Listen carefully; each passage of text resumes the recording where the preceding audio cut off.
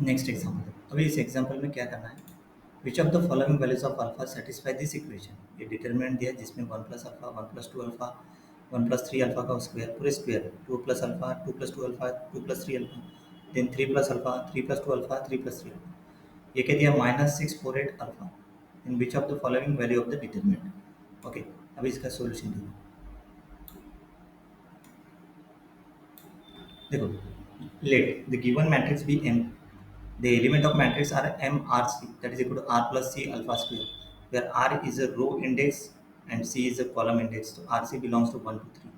So the matrix is M लिया, देखो ये वन मतलब R plus C alpha इस फॉर्म में, R plus C alpha, क्योंकि यहाँ पे वन टू है, टू अल्फा है ना, तो R C belongs to one two three. तो देखो वन प्लस अल्फा ये है ना, ये मैट्रिक्स एम दी है, आर एम आर सी, ये कैसे क्या लिखा देखो नहीं। ओके, देखो ये यहाँ पे मैट्रिक्स क्या दिया है,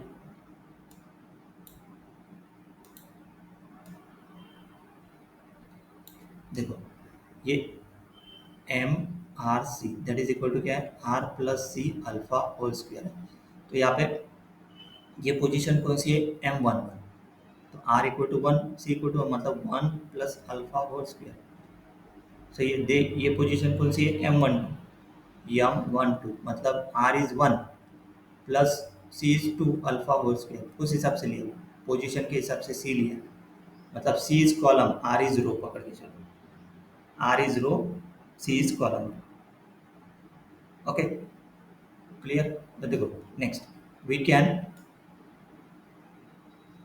वहाँ पे लिखा है R is row index and C is a column index, तो R C belongs to one two three. तो we can simplify the determinant by performing column operation. The determinant of matrix remains unchanged if we subtract a multiple of one column from another.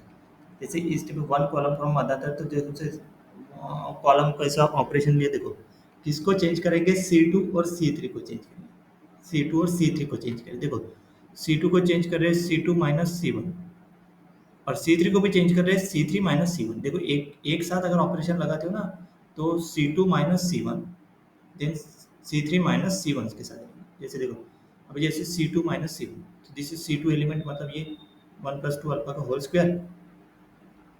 हाँ yes, अभी देखो इसमें एक ही equation निकाला, C2 minus C1 मतलब नहीं कि इस हिसाब से, कौन सा ये, इस हिसाब से R प्लस C2। तो यहाँ पे देखो column two, two alpha whole square minus C1, मतलब यहाँ पे C की वैल्यू वन पुट कर दी, C1 है ना, तो C की वैल्यू इसमें नहीं कि C की वैल्यू वन पुट कर दी, क्लियर है कैसे निकाला ये C2 माइनस C1। इसमें C की वैल्यू टू पुट करो, वो हो गया कॉलम टू का एलिमेंट, C की वैल्यू वन पुट करो, वो हो गया कॉलम वन का। तो मतलब देखो यहाँ पे column two minus column one करना है ना, तो C2 माइनस C1 देखो ये R square plus four R alpha plus four R alpha square थी इसको, और ये R square plus two R alpha plus alpha square, दोनों को सॉल्व किया तो two R alpha plus three alpha square, ये क्या हो गया C2 का। Then C3, the new element of the third column are r plus 3 alpha whole square minus r plus alpha whole square. इसको सॉल्व करेंगे तो क्या आएगा, four R alpha plus eight alpha square. मतलब देखो ये जो सेकंड कॉलम है ना, ये हो गया टू आर अल्फा स्क्वायर, मतलब ये पोजीशन क्या है, वन टू, इसमें R equal to one put करो, रो वन, ये पोजीशन रो टू है ना, इसमें R equal to two put करो, तो ये आएगा four alpha plus three alpha square. Then R equal to three put करेंगे तो ये आएगा, इसमें इसमें क्योंकि ये C2 कॉलम है। अभी C3 के लिए इस हिसाब से, इसमें R equal to one put करो तो ये आता है, R equal to two put किया तो ये आएगा, R equal to three put किया तो ये आएगा। नेक्स्ट परफॉर्म C3, C3 को फिर से चेंज करेंगे, C3 minus two C1, C3 minus two C1। तो देखो अभी कैसे चेंज करेंगे, तो ये C3, ये C3 कैसे निकाला,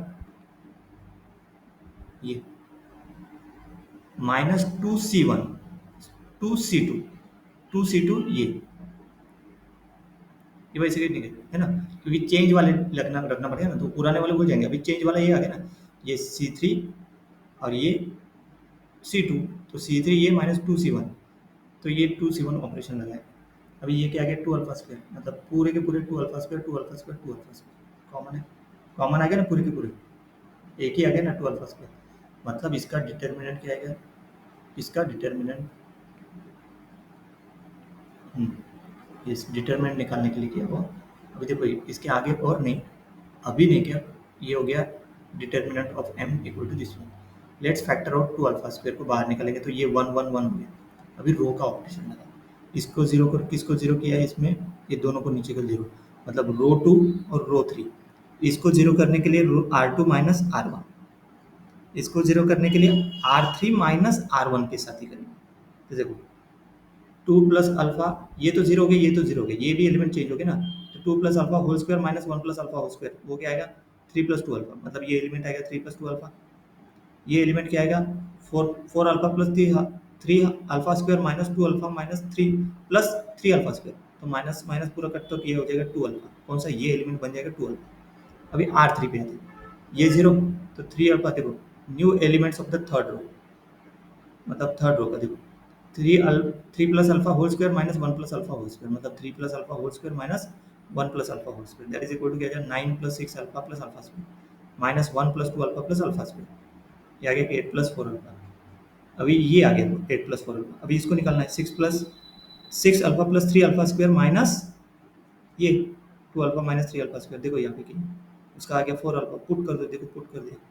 अभी इसका डिटरमिनेंट निकालना आसान है, कैसे क्या, क्योंकि ये 1 डायरेक्टली नहीं, ये माइन प्लस 1 है ना, 1 इंटू, अभी ये पूरा माइनस इसका, मतलब ये minus 1 to the power 1 plus 3, वो तो पॉजिटिव हो जाएगा ना, 1 इंटू ये डायरेक्टली इसका मतलब इसका 1 इंटू ये इसका, इसको लिया तो जीरो ही आएगा है ना, नहीं तो कॉलम के हिसाब से लिया, तो कॉलम के हिसाब से अगर लिया सपोज इसको है ना, दिस 1 इंटू ये पूरा डिटरमिनेंट, बाकी पूरा जीरो ही आ जाएगा, इसको ही लेना चाहिए, मतलब माइनस जीरो इंटू अगर लिया तो जीरो ही, जीरो इंटू जीरो, ये कॉलम के हिसाब से अगर लिया तो डिटर्मिनेंट। ओके, तो ये डिटर्मिनेंट क्या वैल्यू क्या आएगा, इसको सॉल्व करने के बाद 12 अल्फा प्लस 8 अल्फा स्क्वायर, मतलब इसका मल्टीप्लिकेशन करेंगे और इसका मल्टीप्लिकेशन ये आएगा, फिर सॉल्व करेंगे तो ये आएगा, सिंप्लीफाई करना, सो डिटर्मिनेंट ऑफ m क्या हो जाएगा, फिर डिटर्मिनेंट ऑफ m हो जाएगा फिर 2 अल्फा स्क्वायर माइनस 4 अल्फा, देखो ये माइनस 4 अल्फा, तो डिटर्मिनेंट ऑफ m इज